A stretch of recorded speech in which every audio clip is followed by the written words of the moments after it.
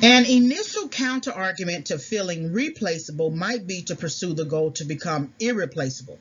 As soon as we feel that we are losing ground, we begin to pull at the relationship and try to renegotiate. We might employ more sex or emotion to make our cases. Of course, we also know that the romantic marketplace is competitive. So, you hear men today that there's a high supply of women, so they're not really marrying today. When there was a low supply of women, or the fathers were in the home to ensure that their daughters actually got married, then they married. But everyone today is sort of giving it up in a sense. It used to be hard to get sex. You used to sort of play around with each other for long term. It used to be just that one girl in the neighborhood who we call fast, and that person might give up sex, and even then she didn't give up sex to everybody. But now everybody knows about sex. It's not like a taboo anymore, and everyone is having sex.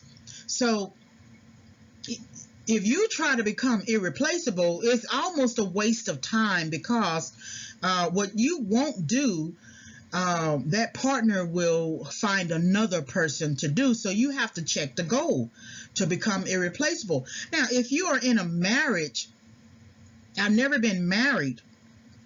I have been in one long-term relationship, live-in cohabitation, shacking relationship.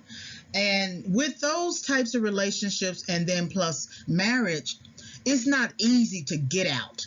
It's not as easy. Even when I found out that my partner was repeatedly cheating, it was hard to sort of let go of the situation. I knew that I needed to let it go.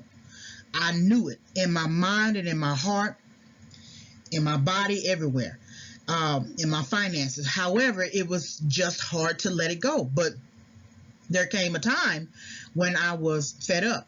But way before that, the way I became irreplaceable, or tried to pursue becoming irreplaceable, is maybe cooking more, maybe sex, kind of buying him things, just appealing to him to show him that I'm the one that really cares about him, that his ex really doesn't want him. And she said it multiple times, and he just couldn't let go of the ex. But it was a waste of time becoming irreplaceable, because once they figure out that they want to leave, and especially with a man, once he makes a decision to leave, he's already gone. A woman has a process.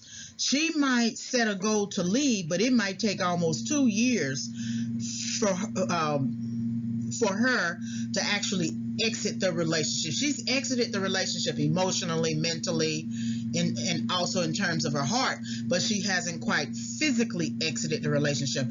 When I knew that he was not going to change, I began the process of exit, but it took about 2 years for me to physically exit the relationship. So becoming irreplaceable as a goal is you have to check to see if it's worth it. If it's worth it in a marriage, and you feel like the person is going to stick and stay, then that might be different. But in a long-term cohabitation or short-term situation, I don't think it's actually going to work, because the romantic marketplace is competitive.